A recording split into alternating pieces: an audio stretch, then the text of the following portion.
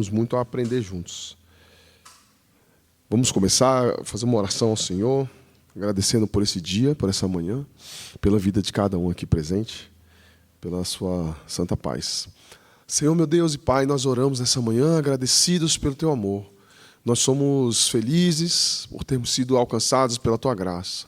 Perdoa-nos, Senhor, pelos nossos pecados, perdoa as nossas falhas e fraquezas, nossos erros que muitas vezes ocultamos ou muitas vezes nem nos atentamos para reconhecer diante de Ti. Nos purifica, nos limpa de todo mal. Ser presente nessa manhã, nos renovando.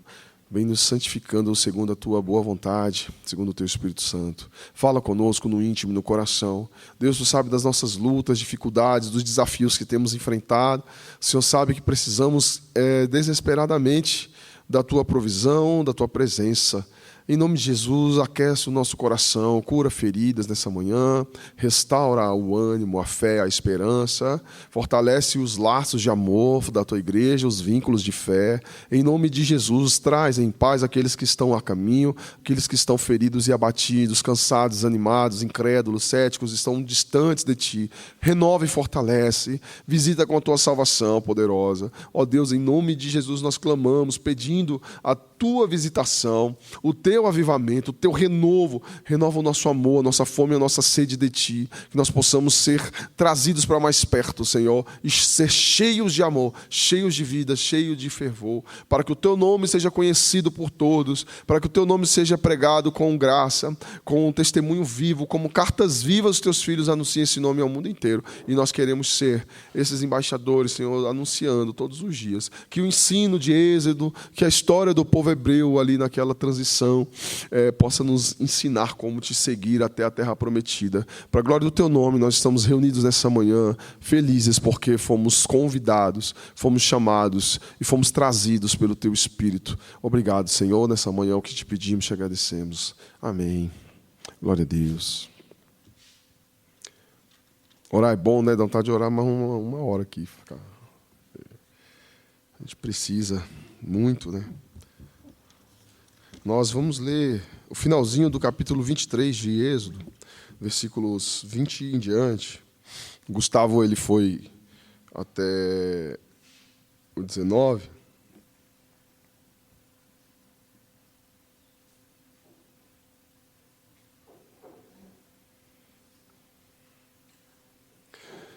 E nós vamos concluir. Deus organizando o funcionamento do seu povo, dando leis, orientações acerca de questões civis, questões morais, questões acerca do sábado.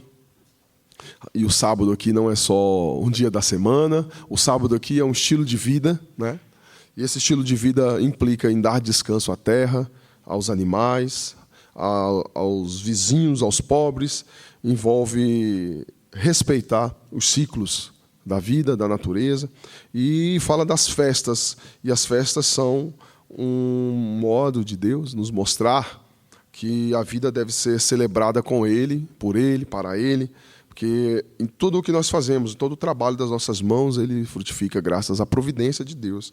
E no finalzinho do texto, ele coloca, o autor, né, Moisés, coloca o modo como essas pessoas deveriam prosseguir a sua caminhada. E esse modo seria subjugados, né? Submissos à autoridade do anjo do Senhor. E aí nós começamos a ler o capítulo 23, versículo 20. Vamos ler? Eis que envio um anjo à frente de vocês para protegê-los por todo o caminho e fazê-los chegar ao lugar que preparei. Prestem atenção e ouçam o que ele diz. Não se rebelem contra ele, pois não perdoará as suas transgressões, pois nele está o meu nome. Se vocês ouvirem atentamente o que ele disser e fizerem tudo o que lhes ordeno, serei inimigo dos seus inimigos e adversário dos seus adversários. O meu anjo irá à frente de vocês e os fará chegar à terra dos amorreus, dos hititas, dos ferezeus, dos cananeus, dos heveus e dos jebuseus, e eu os exterminarei. Não se curvem diante dos deuses deles, nem lhes prestem culto, nem sigam as suas práticas. Destruam-nos totalmente e quebrem as suas colunas sagradas. Prestem culto ao Senhor, o Deus de vocês. Prestem culto ao Senhor, o Deus de vocês, e Ele os abençoará, dando a vocês alimento e água. Tirarei a doença do meio de vocês. Em sua terra nenhuma grávida perderá o filho, nem haverá mulher estéril. Farei completar-se o tempo de duração da vida de vocês. Mandarei adiante de vocês o meu terror, que porá em confusão todas as nações que vocês encontrarem. Farei que todos os seus inimigos virem as costas e fujam. Causarei pânico entre os heveus, os cananeus e os hititas, para expulsá-los de diante de vocês. Não os expulsarei num só ano, pois a terra se tornaria desolada e os animais selvagens se multiplicariam, ameaçando vocês. Eu os expulsarei aos poucos, até que vocês sejam numerosos o suficiente para tomarem posse da terra.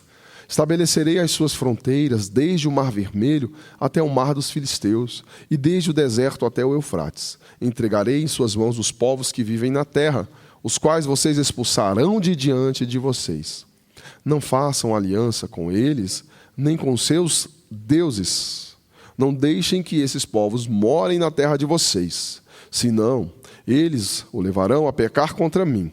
Porque prestar culto aos deuses deles será uma armadilha para vocês. Amém? Que Deus nos edifique na sua palavra. Nós temos avançado no livro de Êxodo e, para quem não tem conseguido acompanhar, como eu, tem as gravações lá no YouTube, né? Infelizmente não tem todas, né? Ainda, não sei se alguém gravou no celular, porque às vezes não dá, mas o que tem lá é muito bom.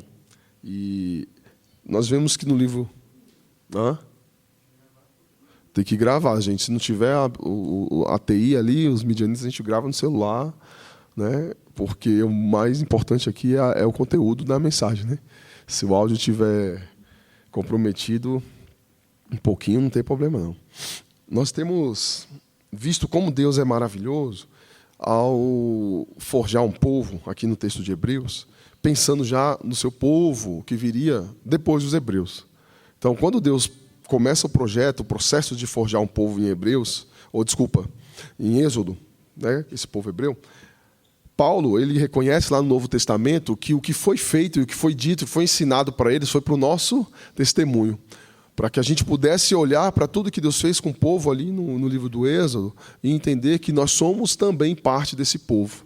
Então, tudo que nós lemos aqui em Êxodo, nós podemos trazer para a nossa realidade de uma maneira muito direta. Nós não trazemos de uma maneira literal, né?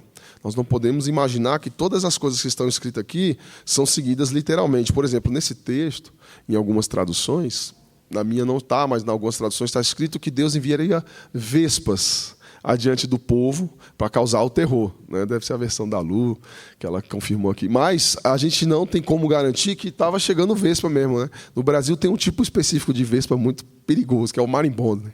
Ou vespa terrível, ali dói mais que abelha, né? Então é possível que Deus tenha mandado realmente insetos ali para afligir os inimigos de Deus ao redor, é possível. Mas é mais fácil nós entendermos que é uma linguagem figurada. E uma linguagem figurada é uma linguagem simbólica de que Deus estava enviando o medo, o terror, simbolicamente representado nas vespas, que inclusive era um dos símbolos, né? Uma das insígnias que os egípcios usavam em suas armas, né? Em seus carros. Curioso isso, né? Então há a possibilidade de uma terceira interpretação, de que os próprios egípcios combatiam os povos ao redor, os hititas, os cananeus, e como juízo de Deus. E fica uma grande lição para nós de que essa cautela, esse cuidado na nossa interpretação bíblica, não é porque nós queremos amenizar o texto, né? É que nós queremos encontrar a verdade de Deus, o que Deus fez, o que Ele falou nesse texto, que se relaciona com a nossa vida. E aí, voltando no apóstolo Paulo, ele fala que o livro de Êxodo, a experiência do povo do Êxodo saindo do Egito em direção à terra prometida é a nossa experiência. E que a nossa experiência é peregrinar em um deserto. E que nesse momento que nós estamos peregrinando nesse mundo, a gente não pode desfalecer. E o problema maior é que a gente às vezes se acostuma tanto com o deserto que a gente fica confortável, né? Fica acomodado e esquece que a gente é peregrino, que a gente é passageiro. E para que a gente não esqueça que a gente é peregrino, que a gente é passageiro no deserto, Deus nos manda, assim como o povo hebreu aqui, seguir o anjo do Senhor. Né? Então o texto começa aqui no versículo 20, né? Eis que envio um anjo à frente de vocês para protegê-los por todo o caminho. Em primeiro lugar, nós só chegaremos ao destino, nós só chegaremos à terra prometida se nós formos protegidos. E aí, irmãos, cada palavra que nós temos na Escritura é pensada, é colocada aqui para que a gente faça um exercício de interpretação, eu vou usar muito essa palavra,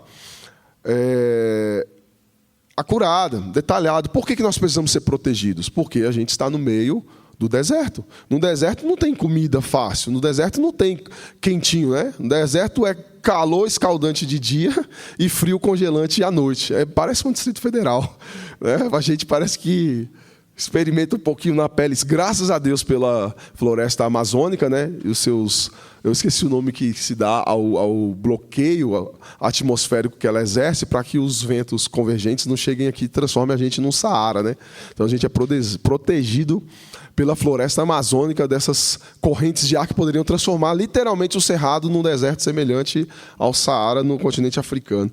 E tudo isso, gente, é para explicar que nós precisamos, primeiramente, de sermos protegidos. E o que isso quer dizer? Que na nossa peregrinação de fé, o maior trabalho de Deus na nossa vida é nos proteger. Jesus falou muitas vezes sobre como nesse mundo nós teríamos aflições, e lutas, e dores. Que o mundo nos perseguiria. Ele falou, olha, se o mundo me perseguiu, também perseguirá a vós, não tem como, é uma coisa óbvia. E no mundo tereis aflições, mas tende bom ânimo, porque eu venci o mundo. E Jesus diz mais, eis que eu estarei convosco todos os dias, até a consumação dos séculos. Porque Jesus começou a acompanhar o seu povo, quando o seu povo ainda estava sendo formado, e ele começou a acompanhar o seu povo ainda ali, nas suas manifestações no Velho Testamento, e essa aqui a gente pode entender como uma delas. Então, antes de mais nada, irmãos, o que o Senhor Jesus tem feito na nossa vida é nos proteger. Muito do nosso esforço, às vezes, em performar espiritualidade, né? Em tentar parecer que somos crentes, em tentar parecer que somos justos, em tentar parecer que somos bons, em tentar fazer sacrifícios, acaba não dando em nenhum lugar, porque muitas vezes nós estamos fora da cobertura e da proteção da mão do Senhor. Nós estamos fazendo exercícios religiosos ou práticas religiosas para o nosso próprio ego, para tentar acalmar nossa consciência, ou para criar aquela sensação de que eu estou fazendo o procedimento correto, né? Eu estou fazendo toda a técnica que me ensinaram aqui. Botei a água na TV, comprei 1 quilo de sal, joguei ao redor da casa. Eu sei que ninguém aqui faz isso, né? Mas eu estou usando essas ilustrações. Comprei 3 Bíblias novas, né? Aí você vai fazendo todo um aparato para tentar se proteger do mal, sendo que a Bíblia é clara. Quem nos protege do mal é só o Senhor. Então, antes de nos levar até o destino eterno, o Senhor tem uma missão que é nos proteger por todo esse caminho. Então, quem tem te trazido aqui hoje, domingo, 9h10 da manhã, é o Senhor. Quem tem te dado saúde no meio desse clima maravilhoso de Brasília, que acorda frio, fica quente, depois fica frio de novo, é o Senhor. Quem tem te dado o pão de cada dia, te protegido da fome, da falta de moradia, da escassez. Fala, Hugo, mas e as outras pessoas que não estão sendo protegidas? Então, o Senhor está te protegendo e te provendo para que você seja um instrumento de bênção na vida de quem estiver perto de você. E o Senhor diz que, além de nos proteger por todo o caminho, Ele irá nos fazer chegar ao lugar que preparei. É tão maravilhoso que só esse versículo aqui já dava para acabar a escola bíblica. Porque o próprio Senhor falou para os seus discípulos que Ele iria voltar para o Pai, não deixaria eles órfãos, mas que para onde Ele iria estar com o Pai, e que na casa do Pai haveria muitas moradas, né? E se não fosse dessa maneira, Ele avisaria os seus discípulos que Ele eram seus amigos. E Ele diz assim, mas eu vou vos preparar lugar. Aqui já era um movimento inicial de uma obra muito mais complexa e mais completa, em que Deus sempre desejou que o seu povo governasse sobre a terra. Esse povo teria começado em uma situação ideal com Adão e com Eva, né? Um povo justo, fiel a Deus, se encontrasse com Deus todos os dias e multiplicasse sobre a terra o conhecimento, produzisse cultura, cultivando o jardim e crescendo. Mas com a queda, Deus tem um outro plano, que é por meio do sacrifício do seu filho, levantar um povo, e ele começa essa obra com os hebreus. E estamos aqui hoje por isso. Então, a palavra diz que esse anjo, no versículo 21, falaria ao povo e o povo deveria escutar. O texto diz assim: prestem atenção e ouçam o que ele diz. Não se rebelem contra ele, pois não perdoará as suas transgressões, pois nele está o meu nome. Há muitos teólogos que lutam para tentar entender quem é esse anjo do Senhor, né? Esse anjo em Êxodo é mencionado aqui e deixa um pouco de dúvida se é um anjo mesmo, de fato, né? Um anjo, como vários outros anjos, como os anjos que foram enviados a Abraão, por exemplo. Nós sabemos que ali, naquele encontro com 3 figuras humanas, uma delas era o próprio Senhor. Então nós vemos Jesus já visitando o seu povo, já trabalhando na construção dessa nova realidade, desse novo reino, pessoalmente, né? Ainda não plenamente revelado, que não havia ainda chegado à plenitude dos tempos, à plenitude dos gentios, e Deus é maravilhoso na sua sabedoria, mas Jesus foi se revelando aos poucos, né?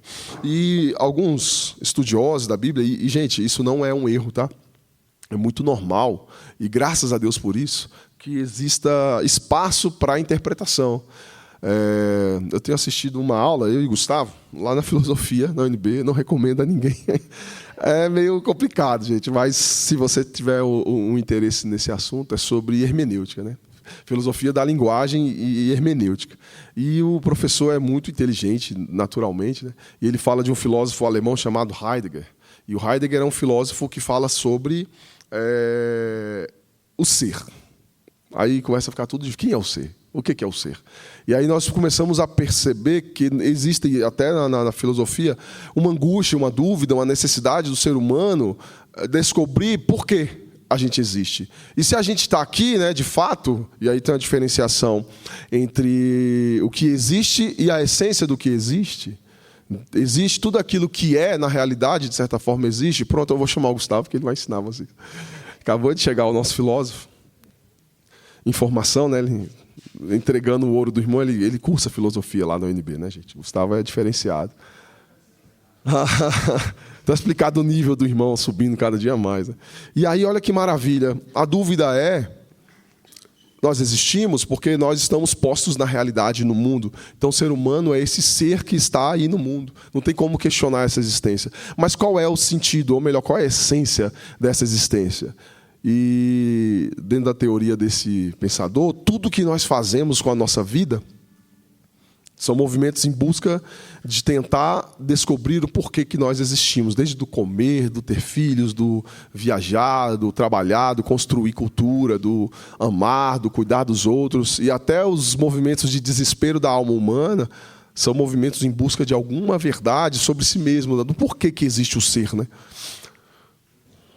E aí, para não divagar demais, né, a gente vê que essa pergunta ela não pode ser respondida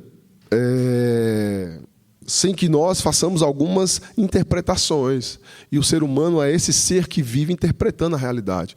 Tipo, desde isso aconteceu para que isso outro acontecesse. Tem pessoas que são mais assim, né, do que outras, que tudo tem que ter uma explicação, né? Mas eu estou passando isso porque aí aconteceu aquilo. E aí, se acontecer tal coisa, aí vai ficar assim, fazem matemática o dia todo. Já tem outras que não. Elas, não, eu estou vivendo, não me preocupo não, né? Tem um filósofo chamado Philippe Pondé. Ele fica no meio do muro ali, né? Um dia ele está legal, outro dia ele tá chato, um dia ele está errado, no dia também, no dia ele está certo. Mas ele fala uma coisa muito interessante, que ele abraça a vida com a seguinte ideia de que temperamento é destino, segundo ele, né? Na filosofia que ele abraçou. Ele é ateu, né, gente? Então ele não tem a visitação do Espírito Santo batendo na porta e fala: vamos arrumar esse temperamento, né? Vamos melhorar, vamos usar o máximo possível e mitigar aí.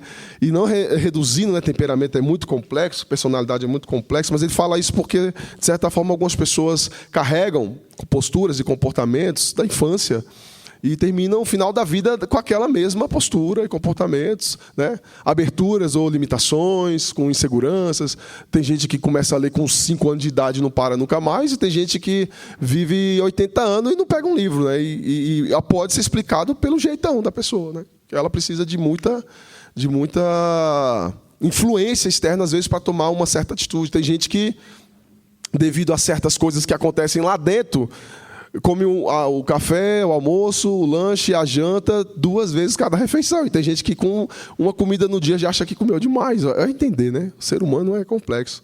Mas em todas essas situações, todo mundo vai arrumar a sua resposta. Ah, mas é porque eu vejo a vida assim. Para mim, a vida é desse jeito, não é verdade? Às vezes a gente fala aqui na frente, e prega, e ensina a palavra. E é natural que alguém fale, mas eu não penso assim não, eu penso diferente. E é assim que é o ser humano, esse ser que está o tempo todo interpretando. E aí quando eu falo que alguns estudiosos dizem, mas aquele anjo pode ser uma referência a Moisés. Moisés era o anjo do Senhor, que deveria ser ouvido, que iria adiante do povo. Faz sentido, gente? Faz, óbvio, faz sentido. Quem era o líder desse povo era Moisés, né? Quem estava falando com ele era Moisés. Só que o texto diz assim, que esse anjo, ele iria à frente para levar eles até a terra prometida, só que não era para o povo se rebelar contra esse anjo. E que esse anjo não perdoaria as suas transgressões se eles se rebelassem contra ele. Porque nesse anjo está o meu nome. Opa, então pode ser Moisés? Pode, mas pode ser que não seja Moisés, né, gente? Pode ser que seja algo mais complicado. Pode ser que esse anjo seja o próprio Senhor Jesus. Há outros intérpretes, né? Como eu acabei de falar, o ser humano vai estar sempre interpretando. E o legal é que nessa aula eu aprendi recentemente que não existe abertura para todo e qualquer tipo de interpretação. A interpretação tem um limite porque ela tem que respeitar a coerência interna do texto, a coerência interna da própria vida, das coisas. Você não pode estar inventando, mas eu acho que isso aí quer dizer que era um alienígena, né, que estava lá. Aí você está extrapolando até demais, né? Foi um alienígena que chegou lá com a nave. Você entende que isso é impossível de você extrair desse texto? Que o texto está desde Gênesis construindo uma narrativa, um pensamento, está construindo uma explicação para por que Deus está tirando esse povo do Egito. Aí você chega e mete uma coisa nada a ver, significa que você não está interessado na verdade. Você não quer saber o que o texto está falando, o que Deus está falando. Você quer projetar o seu achismo, o seu temperamento, a sua personalidade, a sua experiência de vida, as suas dúvidas no texto. E é o que se mais faz hoje com a palavra de Deus, né? O pastor, o padre, o filósofo, o coach chega cheio de verdades, enfia no texto aqui o que ele acha que é a verdade. E se esse anjo pode ser só um anjo, se pode ser Moisés, se pode ser Josué, que foi quem passou a liderar o povo, talvez não seja a maior importância aqui. A maior importância aqui é que esse anjo, ele carregava o nome do Senhor. E por carregar o nome do Senhor, ele tinha autoridade para levar o povo até a terra prometida. Então, irmãos, uma verdade ensinada aqui que vale para nós até hoje é: quem nos leva para a terra prometida é o anjo, é o Senhor, é Jesus. Nós não conseguimos chegar na terra prometida fazendo caminhada. Ontem, eu acredito que é um movimento católico conhecido, em vários lugares do Brasil o pessoal faz umas caminhadas, né? Próximo a Corpus Christi. Ontem houve um vizinho meu foi, sua esposa, eles caminharam do Gama até aqui, 37 quilômetros, né? É bem puxado, né? Saíram 8 da noite. Hoje de manhã eu estava lá na janela, regando a planta, e eu vi o carrinho dele chegando. Sem crítica, sem juízo de valor nenhum, mas para você ver como que nós temos um anseio. E aí volto lá para o filósofo, essa vontade do ser, de descobrir qual é a missão do ser, qual é o propósito do ser, o que é o ser. E aí, seja o ser que nós julgamos estar em nós, o eu, quem é essa pessoa que eu sou, que vive dentro de mim, e o ser com S maiúsculo, quem é esse que me trouxe para cá, que criou todas as coisas, que tem um plano, um propósito, que nós criamos essas peregrinações. E quando nossos irmãos católicos fazem essas caminhadas, nós, às vezes, nos demoramos mais comprando as várias Bíblias, como eu falei aqui, né? A nossa caminhada, às vezes, não, essa Bíblia de estudo aqui não está me explicando o suficiente, eu vou comprar outra. Não, esse podcast aqui não está bom o suficiente, eu vou ouvir mais pregação. Nós somos muito conhecidos por isso, né? Os protestantes são muito do texto, da letra, né? De ficar ouvindo a explicação do texto, a interpretação do texto. Há movimentos... éramos conhecidos assim, né? Agora é a galera do Instagram, mas tudo bem. Agora a gente está numa situação de crise. Essa vai ser, inclusive, a segunda parte da... Adriana, já combinei com a chefa Cíntia aí. A segunda parte da nossa escola, domingo que vem. Que opção nos resta para sermos peregrinos no deserto, mas que sabem, né, para onde a gente está indo? E aí as nossas peregrinações podem ser diferentes, irmãos, mas a gente só não pode perder uma coisa de vista, que nós estamos seguindo o Senhor. Que quem nos leva para a vida eterna é o Senhor. Não existe uma escada para o céu que você sobe. Não existe nada de mérito ou de esforço que você faça que te destaque do bando, né? Fala, não vou andar mais com aqueles crentes, não, eles estão muito devagar para ir para o céu. Eu vou correndo aqui com minha sandalinha ungida, porque eu chego mais rápido. Isso é uma ilusão. Inclusive, esse é um pensamento dos povos ao redor do povo hebreu, que Deus, inclusive, ordena que sejam exterminados. Esse pensamento do egoísmo, né, do eu vou primeiro, e quem quiser que me siga. E aí a Cintia até lembrou que teve um dia que na pregação eu falei, a salvação não é individual, porque nós vamos todos juntos ser salvos. Jesus vem para todo mundo, ele monta um povo, todo mundo junto. A gente está o tempo todo sendo salvo, porque a Bíblia diz que nós devemos desenvolver a nossa salvação dessa maneira que a gente está aqui. A salvação é Cristo que opera em nós, por misericórdia e graça, mas nós desenvolvemos juntos, e no final das contas, essa é a alegria do cristão, saber que vamos estar juntos para sempre. Agora, realmente, cada pessoa que compõe o povo deve ouvir essa voz, deve ouvir esse líder. Então, o anjo do Senhor pode ser no sentido comum, pode, mas ele foi um guardião que foi enviado para garantir a segurança, para conduzir até a terra prometida e para orientar o povo.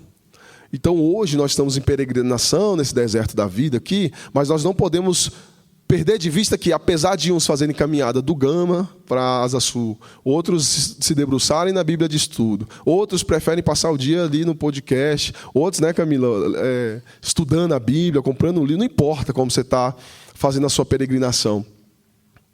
Importa que você esteja protegido, e não é protegido cada um por si com seu colete à prova de balas, é protegido como um povo. Importa que você esteja sendo conduzido pelo mesmo Mestre, pelo mesmo Senhor, para o mesmo lugar, e ouvindo essas ordens com clareza, que nós temos um propósito, nós temos um motivo de ser. E esse motivo de ser é revelar o ser maior, né? O ser de Deus, a vida de Deus. E como esse anjo era um mensageiro de Deus, com poder de perdoar pecados, e nele estava o nome do Senhor, nós vemos que ele tinha autoridade de exigir do povo completa obediência. E exigir completa obediência só é algo que Deus, só o Senhor, pode exigir de nós. E, ao mesmo tempo que exigia completa obediência, né, do povo hebreu, esse anjo ele era responsável por evitar e colocar um limite na relação do povo com os inimigos de Deus ao redor. E essa parte eu vou encerrar agora, eu vou terminar no próximo domingo. E esse limite era muito radical. Porque o limite que Deus coloca não é tipo, olha, construam bairros próximos, né? Ou então façam complexos habitacionais e coloquem sentinelas ao redor para o povo não invadir. Não, o limite que Deus coloca, que o anjo do Senhor está responsável, o próprio Senhor no caso, que é o mensageiro, com o nome do Senhor, com autoridade para perdoar ou não as transgressões daqueles que se rebelarem contra a proteção, a condução e a ordenança desse anjo, a responsabilidade é de exterminar. É muito dura essa palavra, né? Nós somos já modernos, avançados aqui, pós-modernos, então para a gente a palavra exterminar tem um peso muito grande. Nós passamos nos últimos 150 anos aí, quase, por 2 grandes guerras mundiais, por holocausto nazista, passamos por invasões imperialistas, né, no Vietnã, no Afeganistão, guerra recente agora, mas temos muitas guerras antigas que ainda não foram superadas. Eu estava lendo sobre os movimentos de conflito e guerra na Croácia, na Iugoslávia. Gente, vocês não têm ideia do grau de terror, do fascismo, de como pessoas foram mortas assim gratuitamente por líderes tiranos. E na nossa mente essa palavra é muito pesada. Ouvir a palavra extermínio. Mas se você se move aqui para esse momento, de milênios, 3.000 anos atrás, o que Deus está fazendo não é exterminando pessoas como os seres humanos fazem. Deus está dizendo, olha, essas pessoas, esses inimigos, o problema deles é que eles, além de serem idólatras e rebeldes, eles estão influenciando todas as nações da terra a seguir esses caminhos. Eles colocam criança no fogo, eles matam crianças como sacrifício a deuses pagãos. Eles colocam homens, mulheres, jovens, todo mundo envolvido em rituais promíscuos de sacrifício a deuses pagãos. Eles contaminam a terra, explorando da terra o que ela não tem que dar. Eles violentam a terra, violentam a natureza, violentam a vida, porque eles estão totalmente depravados e corrompidos. E o tempo deles de sofrer o juízo chegou. Agora, em relação a como Deus lida com o juízo no nível espiritual, como que Deus lida ou lidou no passado com esses povos que não conheciam a Deus, é um mistério. E as crianças, é um mistério, irmãos. E é bem óbvio que Deus tem um jeito muito peculiar de trazer juízo, porque nós não temos condições de conhecer o ser maior de Deus. Nós não temos condição de saber o que o ser maior de Deus chama de justiça, né? Não tem como, você tem que assumir isso, é impossível você saber o que é justiça. Nós temos uma noção vaga de justiça, e essa noção vaga de justiça vem prioritariamente do que a gente aprende na escola, do que a gente aprende no direito, que vem lá dos romanos, dos gregos, né? Desde os senadores romanos, desde os tribunais. A gente tem uma noção de justiça de punir, castigar, de compensar o dano, mas nós não sabemos o que é justiça na essência da palavra. E nós não sabemos, em primeiro lugar, porque nós não sofremos a justiça como nós deveríamos, porque todos nós erramos, todos nós pecamos, todos nós nos rebelamos contra o anjo do Senhor, contra o próprio Senhor, e se nós fôssemos sofrer a justiça literal e equivalente ao nosso erro, ao nosso pecado, à nossa maldade, quando nós falamos mal do irmão, quando nós cobiçamos, quando nós negligenciamos, nos omitimos, quando nós somos duros de coração, quando nós encolhemos a mão ao necessitado, quando nós colaboramos para a destruição do próximo ou do mundo, colocando o nosso dinheiro em coisas destrutivas, o nosso tempo em coisas corrompidas, colocamos diante dos nossos olhos coisas que ofendem a santidade suprema e soberana de Deus, quando colocamos nos nossos ouvidos coisas que envergonham o nome do Senhor, se nós caminhamos 1 milímetro nessa direção, nós já deveríamos sofrer um juízo, pelo menos na nossa proporção de justiça. Imagina na proporção de justiça de Deus. Só que Deus tem a misericórdia infinita e incompreensível, porque nós também não entendemos o grau de misericórdia de Deus, porque nós não conseguimos exercer a misericórdia de Deus. A gente tem que entender que tudo que nos está limitado em ação, nós não conseguimos agir com justiça, nós não conseguimos agir com misericórdia, também estamos limitados na compreensão.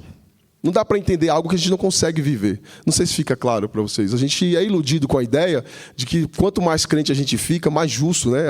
Mais a gente entende de justiça. Não tem. Se você entendesse, eu entendesse mais de justiça, a gente repetiria as palavras do apóstolo Paulo, dizendo: eu sou o mais miserável pecador de todos os homens. Essa é a compreensão que a justiça de Deus traz no nosso coração.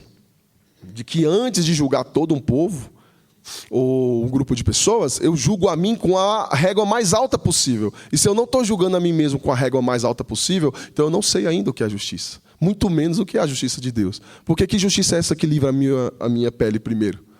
É a justiça dos déspotas, dos fascistas, dos ditadores, né? Dos dominadores desse mundo, que castigam todos os que são indignos e poupa a si mesmo. Então, quando Deus julga esse povo, Deus julga com uma justiça que está além da nossa compreensão. E quando Ele julga, Ele usa o povo hebreu como instrumento de juízo.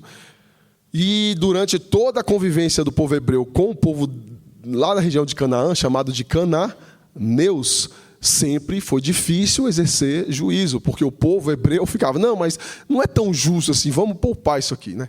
Não, vamos deixar essas cidadezinhas, essas coisas aqui tão bonitinhas. Aí no transcorrer da vida do povo hebreu naquela região, ele sempre se envolveu com idolatria, sempre se envolveu com adoração a deuses falsos, sempre se envolveu com promiscuidade, sempre se envolveu com a ilusão da idolatria a outros deuses ou a si mesmo. E o que o Senhor diz é: obedeçam e sigam o meu anjo, no versículo 23, porque ele irá à frente de vocês e os fará chegar à terra dos amorreus, hititas, ferezeus, cananeus, heveus, jebuseus, e eu os exterminarei. É curioso porque Deus fala isso, mas ele não manda um relâmpago ou umas... Como é que é o nome? Uns meteoros do céu e acaba com todo mundo, né? Ele fala, eu os exterminarei, mas a mão é de vocês, né? Vocês são o meu corpo e o juízo vocês exercerão. Não se curvem diante dos deuses deles, nem lhes prestem culto, nem sigam suas práticas. Destruam-nos totalmente e quebrem as suas colunas sagradas. Eu vou parar aqui. E fica a dica aqui no nosso contexto hoje, o nosso convite é olhar não para o mundo ao nosso redor e chamá-los de cananeus, né? Fariseus, jebuseus, e vamos destruir vocês. Tem crente que pensa assim, né? Os literalistas aí da teologia do domínio acham que é isso, a igreja tem que sair derrubando tudo. E eu já vou contar o spoiler, né? Isso já aconteceu. Não deu certo não, gente. Tinha até exército lá com a cruz no escudo, só queimou o filme e só matou gente à toa. O que nós somos chamados é para destruir no reino espiritual todas essas construções e essas ideias que se opõem ao reino de Deus. E talvez esse é o mais difícil, porque a gente quer realmente combater com o nosso corpo ou com a nossa voz o mundo que está posto ao nosso redor, mas quando a gente menos espera, ao voltar para casa, depois de mais uma guerra contra o mundo, as ideologias e a política, nossos altares estão bonitinhos lá, né? Todos os nossos, eu estava brincando com o Gustavo, né? Todos os nossos desejos, às vezes, se concentram em ter tudo que o mundo tem, todos os badulaques e bugigangas e práticas e rotinas. A gente quer encher a nossa rotina, a nossa vida de bênçãos da classe média pagã, aí, né? De maratonar cada vez mais séries, né? De cada vez ter mais conforto e lazeres e entretenimento para não ter que pensar nos problemas. Cada vez terceirizar mais a criação dos seus filhos, para que você não passe tanto tempo com esses meninos enchendo o saco. E aí as telas dominam a mente e o coração do idoso, da criança. Meu irmão, a gente está muito lascado. Os jebuseus conseguiram. Os cananeus conseguiram.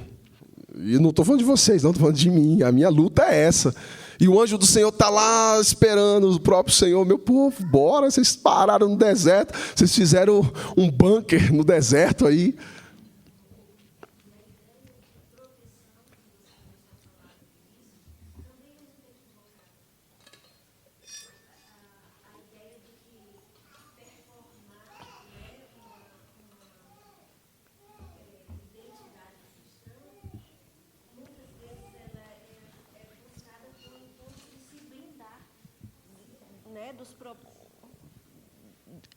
Não, se eu fizer tudo direitinho, então eu vou ser protegido, então meu carro não vai bater, o pneu não vai furar, não vou adoecer, não vou ser assaltado, sabe? Então é uma série de equívocos, sabe?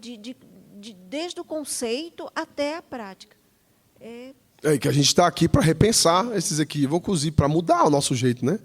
Parece ser mudados, que na verdade. Está certo, a gente está lascado. Mas, por estarmos lascados, né, é que a gente é alcançado pela misericórdia de Deus. Se a gente está são, curado, com tudo perfeito, a Jesus, então vocês já alcançaram a vossa recompensa, né? Então, os lascados que sigam-me, né? Não é sigam-me os bons, não, sigam-me os lascados, né? Porque eu estou nessa. E assim, para concluir, né, que já são 10h36, acredito que no próximo domingo eu quero compartilhar com vocês um conteúdo que eu estou descobrindo recentemente, né, que tem relação com um livro que se chama A Opção Beneditina.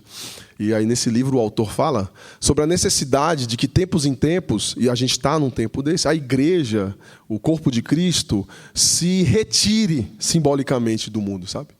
E não é um retirar-se de fugir para as montanhas. Nem tem montanha mais direito, né? Você vai na montanha, já está o pessoal roots, natureba lá. Não, aqui é nossa. Então, você não tem mais para onde ir. Mas é se retirar de uma maneira simbólica e agressiva, às vezes, fortalecendo a nossa comunidade. A gente participou de um curso, tá? O Gustavo está até com a camiseta, foi de Deus, lá em BH, sobre fé e ciência, onde alguns dos professores que estavam lá falaram que cada vez mais os pais têm procurado eles para que eles ofereçam opções de escolas confessionais, né? Porque, cara, está muito difícil. Eu sou professor, né?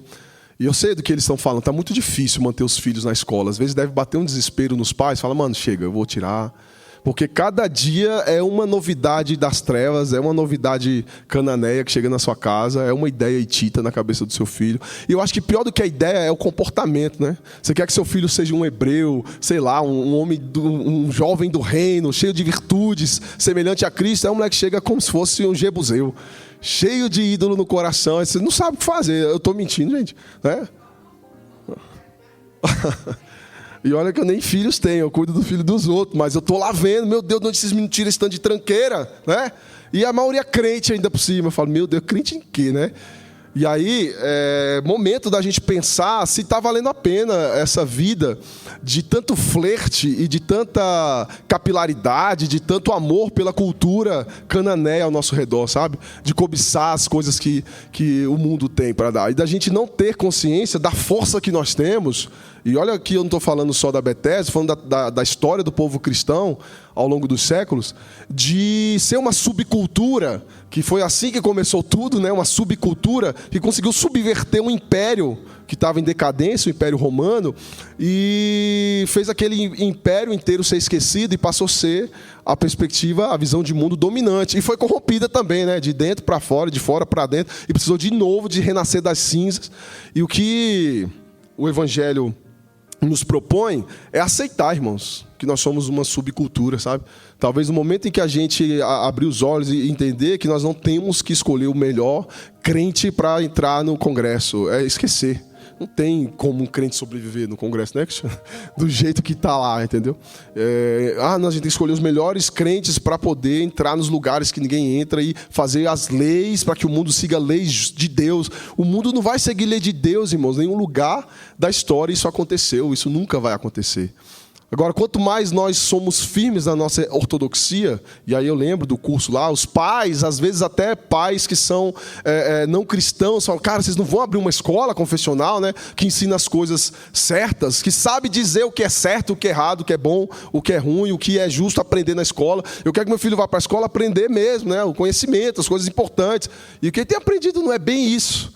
Não dá nem para eu falar pelo horário, né, porque algumas escolas estão ensinando coisa que até o horário tem que ser... Que loucura, né? E aí, às vezes, nós, ao invés de aproveitarmos nosso potencial de trazermos as boas novas de um outro reino, de uma outra lógica, orientados pelo Senhor que nos guia, que nos dá a direção, a gente quer tornar o discurso cada vez mais açucarado, né? A gente não tem mais ortodoxia, a gente não tem mais firmeza nas nossas convicções.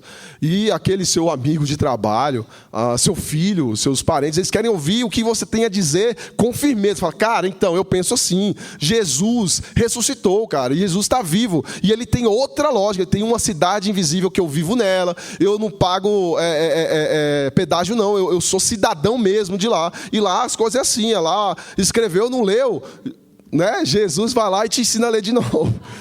Aqui não tem pau com o meu, não. E aí você perde a chance de mostrar que existe uma vida no deserto. Por quê? Porque você não fez um bunker, como a Lu falou. Você não está ali protegido, falando, ai, cara, eu não vou ficar doente, né? Eu agora tenho o meu amuleto, meu patuá é a Bíblia. Olha que coisa maluca, né? Não, eu estou no deserto e vai acontecer coisas ruins, vai, mas eu não estou nem aí, isso aqui vai passar, eu estou em outro rumo, eu estou indo para a terra prometida e eu nem estou indo sozinho. Eu estou já tão lá que tudo que eu faço aqui já é com a configuração de lá. Era para ser assim, né? Não, porque você vai muito para a igreja. Meu irmão, eu vou pouco. Se eu pudesse, eu fazia um sobradinho lá em cima e fazia a gente virar um condomínio. Viveria só com o meu povo lá. Mas isso parece estranho, né, aos nossos ouvidos, porque a gente quer ser mais cananeu do que hebreu. E o convite do Senhor, às vezes, é um pouco radical, porque se nós não agirmos com certa radicalidade, nós seremos os primeiros a sermos corroídos por dentro por essa idolatria que ainda nos persegue, como Raquel, né, que trouxe os ídolos da casa do seu pai, e quem conhece a história sabe, e como Acã, né, que desejou e cobiçou a capa. A Bíblia não cessa de nos dar exemplos, né, de pessoas que ficaram com os olhos no Egito, na Babilônia, ou na vida dos cananeus, e nunca conseguiram experimentar a graça de peregrinar no mundo com os olhos na terra prometida. Amém? Que nós venhamos entender que por estarmos tão sofridos, né, tão dependentes de Deus, é que Ele veio e vem ao nosso encontro. E há uma opção. A opção é de seguir o Senhor. Vamos orar, agradecer a Deus por essa oportunidade, que essa vida floresça em nós. Senhor, nós te agradecemos nessa manhã pela tua graça, pelo teu amor. Oramos para que o Senhor desperte em nós o desejo de estarmos unidos, de estarmos mais juntos, fortalecendo uns aos outros, cuidando uns dos outros e sermos todos protegidos pelo Senhor Jesus, o teu mensageiro, aquele sobre o qual está o teu nome. E nós não queremos ser protegidos, Senhor, nos moldes desse mundo, Senhor, contra problemas materiais. Queremos ser protegidos da contaminação do mundo, da idolatria, da vaidade, Senhor, da perdição. Nós queremos ser guardados durante a nossa peregrinação nesse mundo, para chegarmos junto contigo e juntos dos outros na terra prometida. E nós sabemos que agora já experimentamos a tua visitação na nuvem, na coluna de fogo. Nós já experimentamos tua visitação na água que brota da rocha, no maná, no alimento espiritual, na comunhão uns com os outros. Que nós venhamos abrir os nossos olhos. Nos ajuda a perseverar, Senhor. Em nome de Jesus, que tenhamos uma manhã cheia da tua presença. Fortalece-nos nas nossas fraquezas. Socorre o nosso desespero e angústia, Senhor. E nos dá um coração desejoso, renovado, de caminhar contigo. É o que nós pedimos nessa manhã, em nome de Jesus. Amém. Graças a Deus. Amém, meus irmãos. Eu vou dizer para vocês o que eu disse para Valéria e Cris quando chegaram na nossa comunidade. E aqui vem à mesa todo aquele que tiver sede, beba da água da vida. O Senhor tem falado essa manhã. E o meu clamor ao Senhor é que você não saia indiferente do que Ele já começou a falar. Que o seu coração esteja como o da Nanda, que chegou aqui hoje. Eu vim cedo, pastora, porque eu quero ouvir a palavra de Deus. Isso é o Espírito Santo quem faz. E assim nós continuaremos semana que vem com o pastor Hugo nessa ministração. E esteja conectado ao que o Espírito Santo quer ministrar diferentemente a cada coração essa manhã. Amém? Nosso pequeno intervalo para continuarmos a nossa